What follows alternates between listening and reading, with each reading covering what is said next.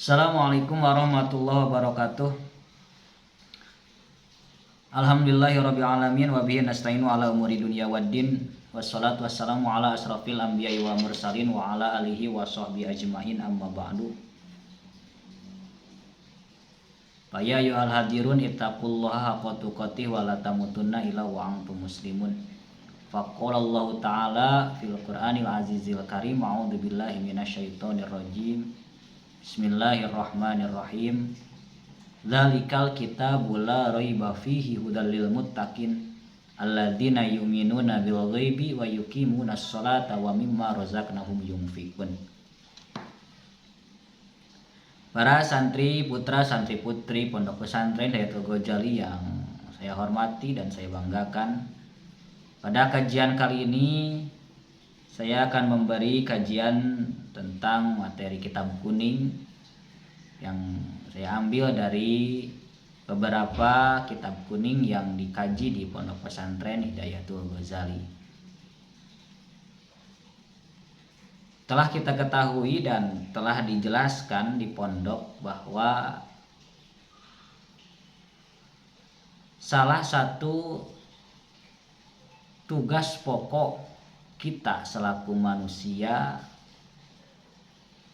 diciptakan oleh Allah Subhanahu wa taala, yaitu beribadah kepada Allah. Wa ma khalaqtul jinna wal insa illa liya'budun. Allah tidak menciptakan jin dan manusia kecuali hanya untuk beribadah kepadanya, hanya untuk beribadah kepada Allah Subhanahu wa taala. Nah, ibadah itu pun sendiri terbagi menjadi dua. Ada ibadah mahdhah, ada ibadah ghair mahdhah. Dari beberapa rangkaian ibadah, dari beberapa jenis ibadah, ada satu ibadah yang menjadi pokok dari ibadah-ibadah yang lainnya, yaitu ibadah sholat. Karena sholat itu merupakan wadah dari semua amal ibadah kita, dari semua amal perbuatan kita, khususnya perbuatan yang baik. Bahkan sering diibaratkan oleh para ulama bahwa sholat itu seperti layaknya tihang dalam suatu bangunan, seperti layaknya pondasi dalam suatu bangunan. As-sholatu imaduddin, menjelaskan bahwa sholat itu adalah tihangnya agama. Apabila amal-amal yang lainnya kita kerjakan, sholat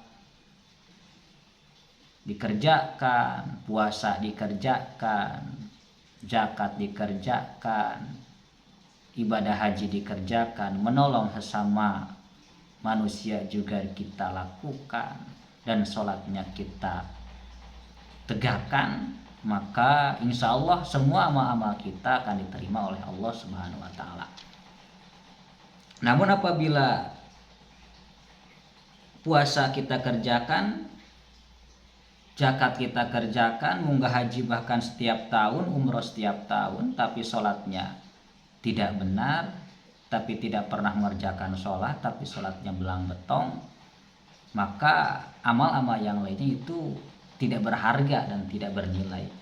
Bahkan sering diibaratkan pula bahwa sholat itu adalah angka 1, dan ibadah-ibadah yang lainnya itu adalah angka 0. Meskipun 0-nya banyak tapi angka 1-nya tidak ada, maka tidak bernilai. Tapi walaupun 0-nya hanya 1, terus di depan angka 0-nya ada angka 1, maka bernilai 10. 0-nya 2 ada angka 1-nya bernilai 100, 0-nya 3 ada angka 1-nya bernilai 1000. Maka percuma kita sedekah, percuma kita puasa, percuma kita beribadah haji atau berumroh jikalau sholat kita tinggalkan, sholat kita lupakan, sholat kita abaikan. Nah, hadirin para penyimak yang mudah-mudahan dirahmati oleh Allah Subhanahu wa taala, di dalam sholat itu sendiri pun ada beberapa rangkaian yang harus kita patuhi. Menurut ilmu fikih yang tertera dalam kitab Safinah yang selalu dikaji di Pondok Pesantren Hidayatul Ghazali, bahwa yang berkaitan dengan sholat itu ada beberapa hal. Yang pertama ada rukun sholat, yang kedua ada sunat sholat, yang ketiga ada hal-hal yang dapat membatalkan terhadap sholat. Jikalau sholat kita ingin sah menurut ilmu fikih, maka rukunnya harus kita kerjakan, syaratnya harus kita lakukan. Pun demikian, hal yang dapat membatalkan sholat harus kita tinggalkan atau jangan kita kerjakan. Insya Allah para santri dimanapun berada, khususnya santri Hidayatul Ghazali, sudah pada paham tentang rukun sholat, syarat sah sholat, syarat wajib sholat, dan hal-hal yang dapat membatalkan terhadap sholat tersebut.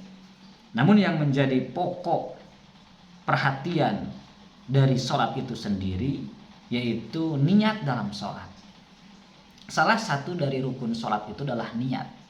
Sering kita abaikan, sering kita lupakan bahwa niat itu yang paling penting dalam hati. Tertera dalam kitab Safinah, bahkan dalam kitab Riyadul Badi'ah ataupun kitab-kitab fikih yang lainnya, bahwa wa mahaluhu fil qalbi, bahwa tempatnya niat itu adalah di dalam hati.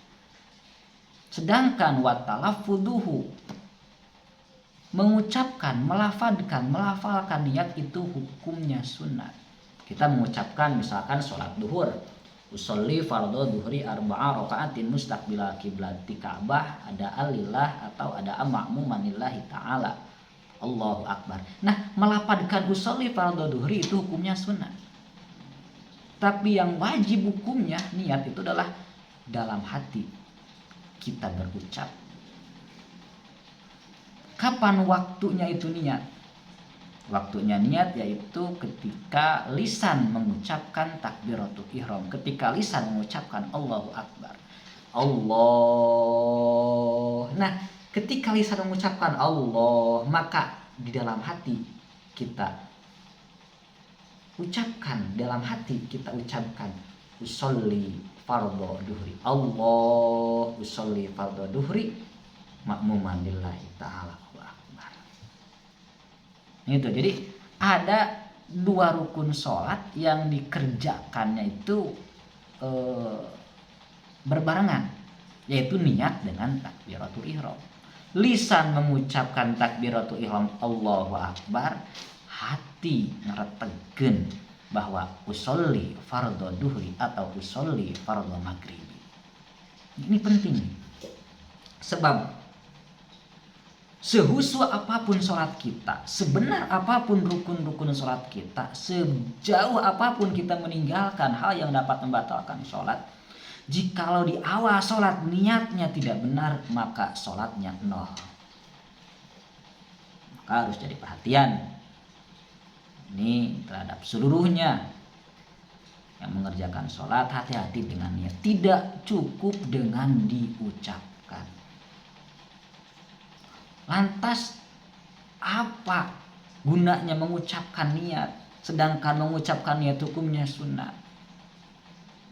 Jelaskan kembali oleh Syekh Salim bin Sumer Al-Hadrami bahwa salah satu hikmah melafalkan niat selain kita mendapat ganjaran sunat, membantu kita, lisan dapat membantu hati untuk mengucapkannya.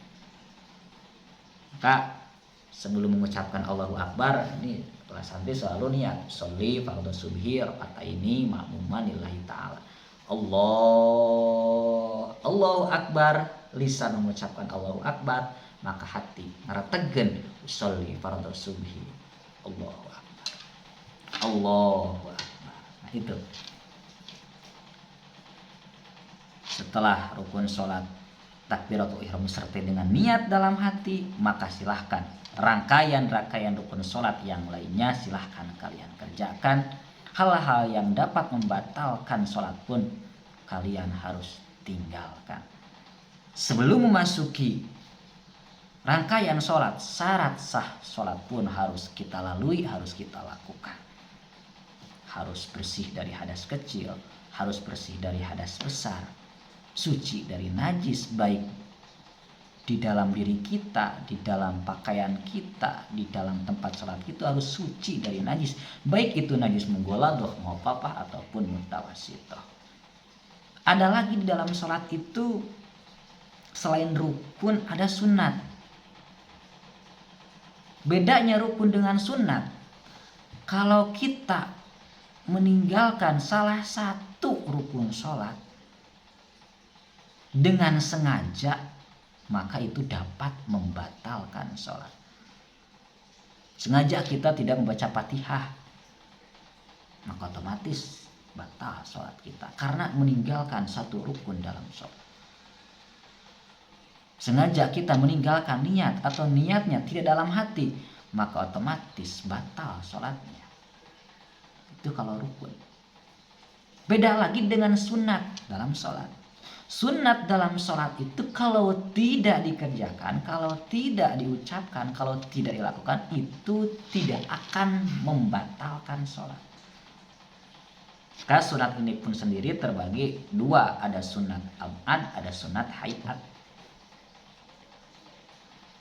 Sunat ab'ad dan sunat hayat jelas berbeda.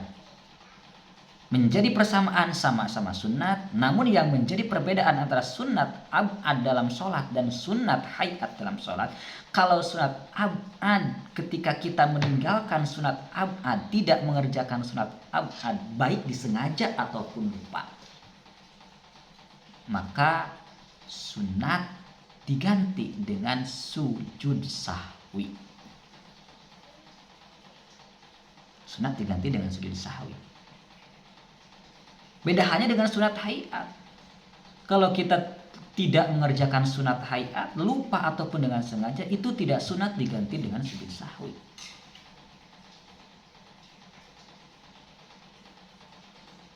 Nah, hadirin ma'asyiral muslimin rahimakumullah, para santriwan santriwati yang saya hormati dan saya banggakan. Sunat ab'ad dalam sholat itu ada 7. Yang pertama, tasyahud awal, itu hukumnya sunat. Tidak tasyahud awal pun itu tidak membatalkan sholat, karena bukan termasuk rukun. Maka mungkin dari kalian pernah mengalami berjamaah ketika salah satu imam, ketika imamnya itu lupa tahiyat atau tasyahud awal. Ketika imam lupa tasyahud awal, yang tadinya rakaat kedua itu harus tasyahud awal, tapi imam lupa berdiri, maka posisi kalian sebagai makmum, posisi kita, jikalau kita sebagai makmum, maka kita berdiri mengikuti imam. Meskipun kita ingat bahwa waktu tersebut harus tasyahud awal, tapi imam lupa tidak tasyahud awal, maka kita harus mengikuti imam. Karena kalau kita sendirian tasyahud awal tanpa imam, itu dapat membatalkan sholat, kecuali dengan adanya niat mufarokoh atau niat berpisah dari imam. Itu tasyahud awal, hukumnya sunat ab'ad dalam sholat. Apabila kita lupa apabila kita lupa tasyahud awal, maka boleh sebelum membaca salam itu sujud sahwi. Min fitnatil masyihid dajjal. Nah, harusnya itu assalamualaikum. Dikarenakan ada salah satu yang lupa, tasyahud awalnya lupa, maka sebelum salam sujud lagi, namanya sujud sahwi. Subhana ma la yanamu wa la yashu. Itu bacaan ketika kita sujud sahwi. Beres sujud sahwi, kita duduk lagi, sujud sahwi 2 kali, duduk lagi, maka setelah itu langsung membaca salam. Meskipun tidak sujud sahwi, itu tidak apa-apa, karena sujud sahwi itu pun hukumnya sunat. Ada lagi yang kedua, sunat ab'ad itu